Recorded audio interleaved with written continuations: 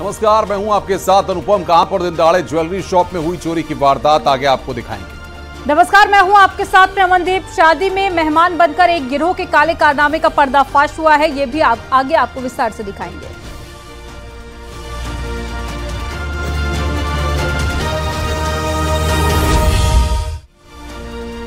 सबसे पहले बात हाथरस की। हाथरस में दिन दहाड़े चोरी की वारदात को अंजाम दिया गया। सीसीटीवी कैमरे में महिला की चोरी पकड़ी गई।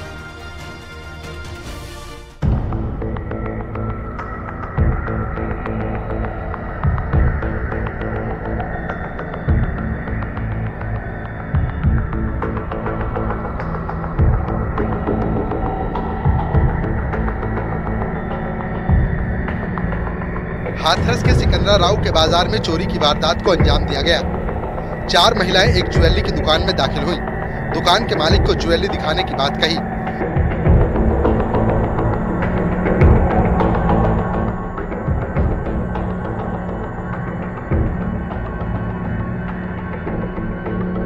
दो महिलाओं ने उसे बातों में इस तरह उलझाया कि उसका ध्यान दूसरी ओर गया ही नहीं। उसके बगल में 2 महिलाएं खड़ी थी। उन्होंने देखा कि दुकान का मालिक अपने काम में व्यस्त है। इतने में मौका पाकर एक महिला हरकत में आई। पहले वो इधर उधर झांकती है कि कहीं कोई उन्हें देख तो नहीं रहा। इसके बाद महिला पूरी तेजी दिखाते हुए वहीं पर रखी ज्वेलरी को उठाती है और उसे अपने कपड़ों में छिपा लेती है। चोरी की वारदात को अंजाम देने के बाद दोनों महिलाएं सोफे पर बैठ गईं। महिला ने सोने के कई आभूषणों पर हाथ फेर दिया, जिसकी कीमत लाखों में बताई जा रही है। दुकान के मालिक को बाद में एहसास हुआ कि दुकान से कुछ ज्वेलरी गायब है। बाद में उसने सीसीटीवी फुटेज देखी तो वो दंग रह गया। जो 4 महिलाएं उसकी दुकान में आई थी, उन्हीं में से एक महिला ने चोरी की वारदात को अंजाम दिया। सिकंदरा राव के बाजार में लोकेश वर्मा की श्याम ज्वेलर्स के नाम से दुकान है। लोकेश के मुताबिक करीब 30 ग्राम सोने के जेवर कम पाए गए हैं। बाद में दुकान के मालिक ने पुलिस से चोरी की शिकायत कर दी। अब सीसीटीवी फुटेज की मदद से पुलिस जांच में जुट गई है। हाथरस से न्यूज़ 18 के लिए सुमित शर्मा की रिपोर्ट।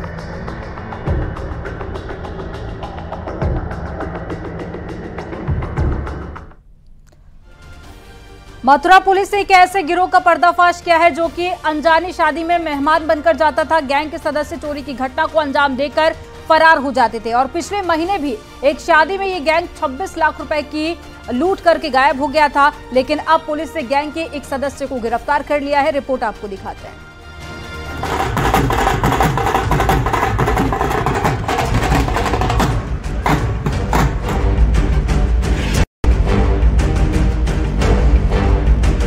वो अनजानी शादी में बाराती बनकर आते हैं और चोरी की वारदात को अंजाम देकर फरार हो जाते हैं। दूल्हा दुल्हन के घर वालों को लाखों का चूना लगा देते हैं।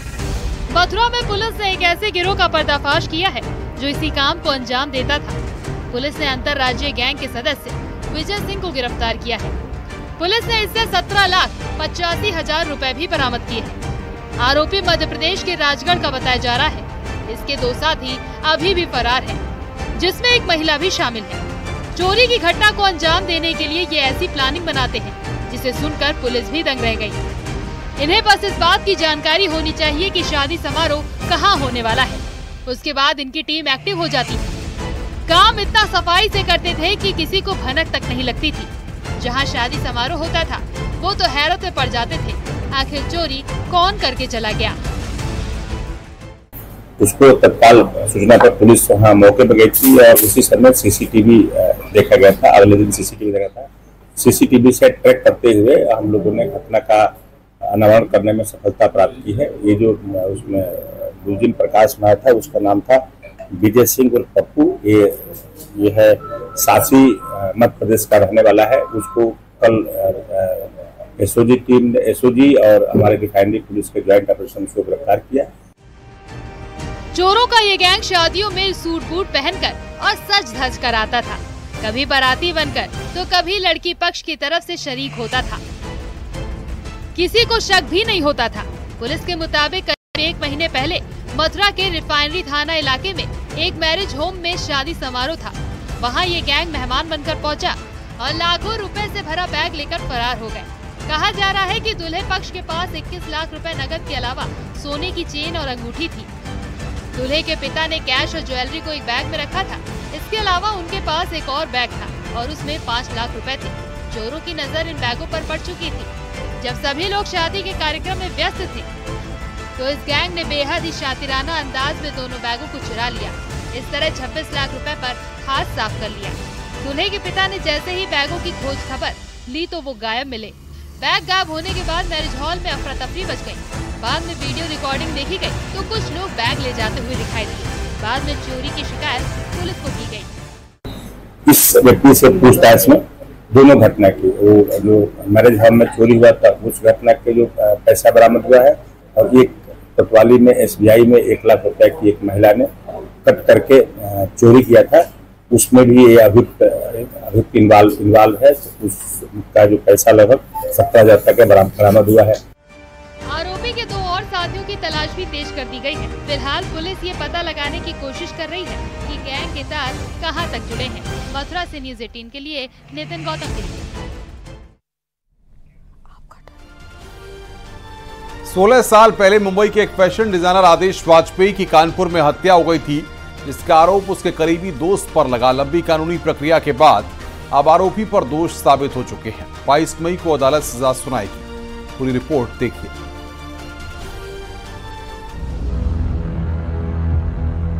साल 2008 में एक युवक जो फैशन डिजाइनर होता है उसकी हत्या हो जाती है, लेकिन उसका कोई अता पता नहीं चल पाता।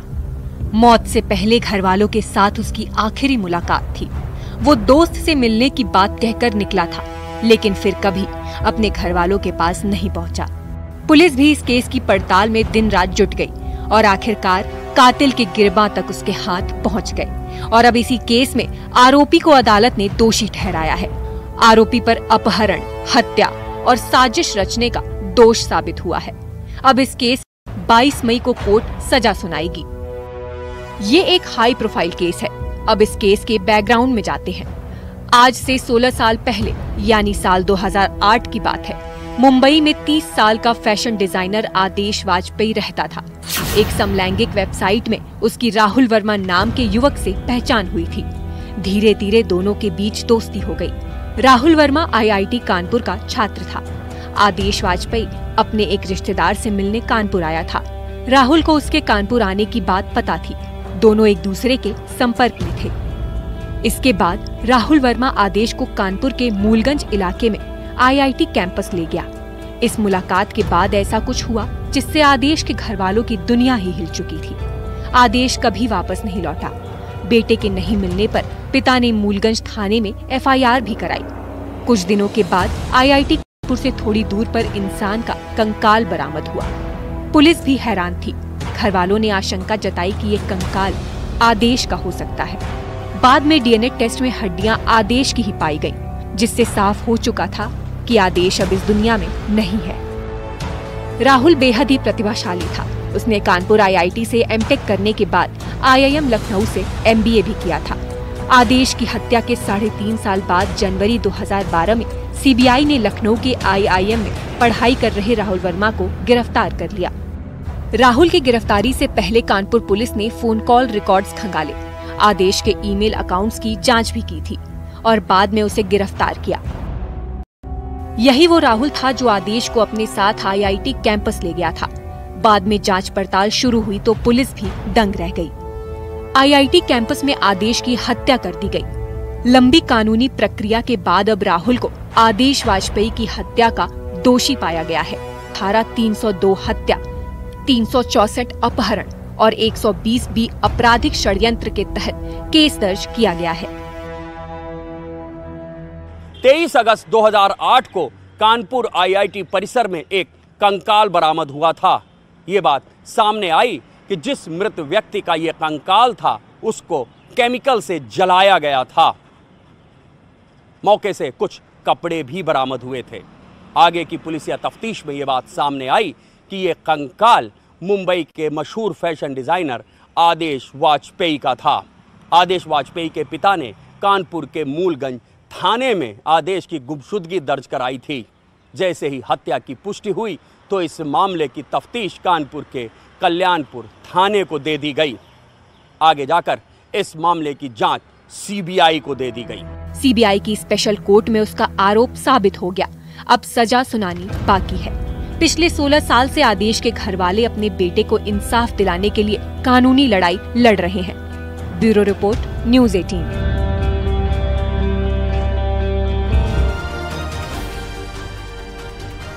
बिजनौर की निशा ने सनातन धर्म अपनाकर हिंदू युवक से शादी कर ली है और बरेली में इस शादी को पूरे विधि विधान के साथ में कराया गया। रिपोर्ट आपको दिखाते हैं।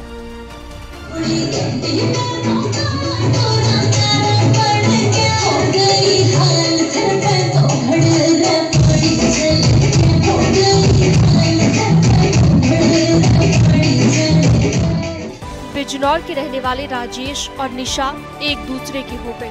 दोनों ने हिंदू रीति रिवाज के साथ शादी की। अग्नि को साक्षी मानकर 7 फेरे लिए। राजेश ने निशा के गले में मंगलसूत्र और मांग में सिंदूर भरा। दोनों ने जिंदगी साथ बिताने का संकल्प किया। शादी के बाद दोनों बेहद खुश हैं, खुशी से झूम रहे हैं।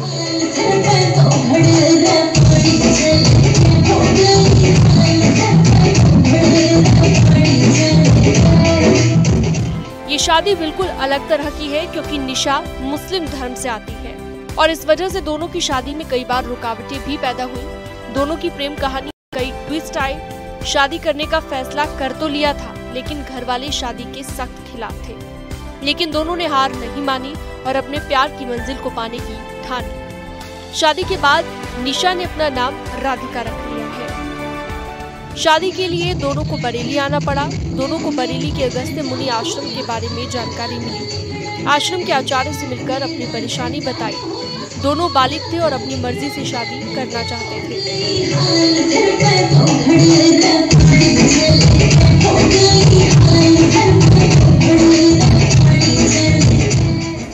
दोनों की पहचान 5 साल पहले हुई थी। पहले दोस्ती हुई और बाद में दोस्ती प्यार में बदल गई।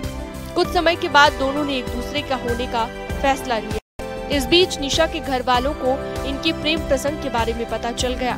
निशा से बात की गई तो उसने कहा कि वो राजेश से शादी करना चाहती है, लेकिन निशा के घर वाले नहीं माने। करीब 2 हफ्ते पहले निशा ने अपना घर छोड़ दिया। दोनों एक जिले से दूसरे जिले भटकते रहे।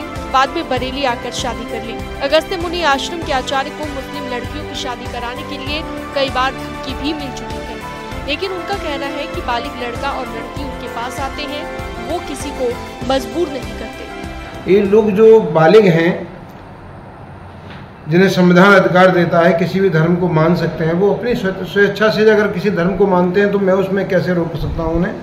और अपने आप स्वयं धर्म परिवर्तन या घर वापसी कर रहे हैं लोग, मेरा उसमें कोई रोल नहीं है। बस इतना है कि मैं धर्म के अनुसार उन लोगों के जो भी नियम है धर्म के अनुसार उनका शुद्धिकरण कराता हूँ और विवाह आदि संस्कार कराने का मेरा काम है, वो करा देता हूँ। निशा का कहना है कि सनातन धर्म में महिलाओं का सम्मान होता है और वो शुरू से ही सनातन धर्म में विश्वास रखती आई है।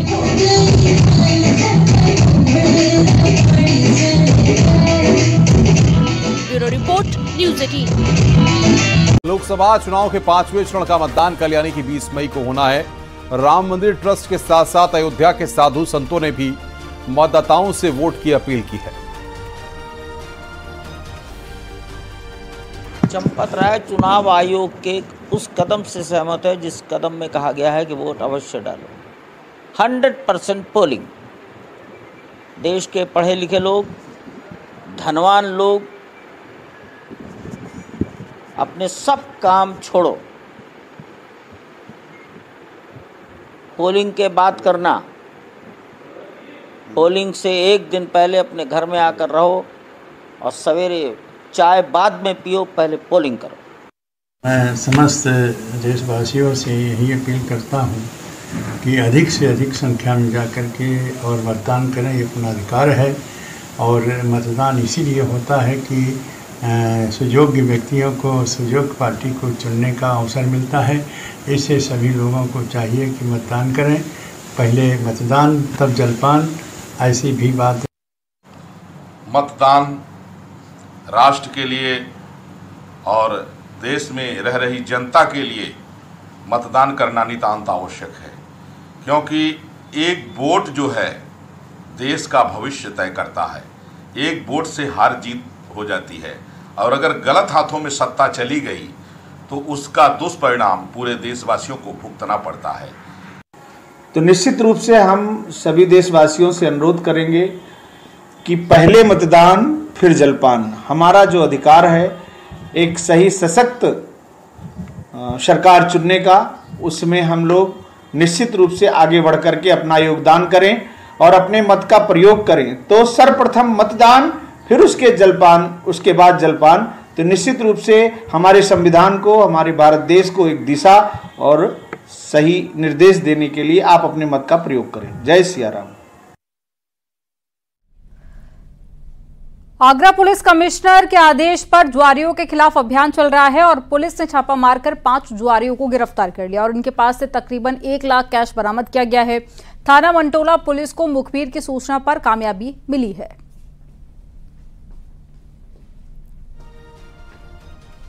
तत्काल पुलिस द्वारा वहां जाकर मौके पर जब देखा गया तो वहां से 5 अभियुक्तों को गिरफ्तार किया गया है। उनके पास से 1,04,250 रुपये जो वे जुए में खेल रहे थे वह बरामद हुए हैं तथा 52 ताश के पत्ते वहां से बरामद हुए हैं। इस संबंध में थाना मंटोला पर 3/25 जुआ अधिनियम पंजीकृत कर लिया गया है तथा 5 अभियुक्तों को हिरासत में लेकर आवश्यक वैधानिक कार्रवाई की जा रही है। आगरा में एक ट्रेन के डिब्बे में बुजुर्ग ने सुसाइड कर लिया। सूचना पर पहुंची पुलिस ने शव को कब्जे में लेकर पोस्टमार्टम के लिए भेज दिया। मामला थाना सदर क्षेत्र के आगरा कैंट रेलवे स्टेशन के आउटर का है, जहां ट्रेन के जले हुए डिब्बे में बुजुर्ग ने सुसाइड कर लिया। पुलिस मामले की जांच पड़ताल में जुटी हुई है।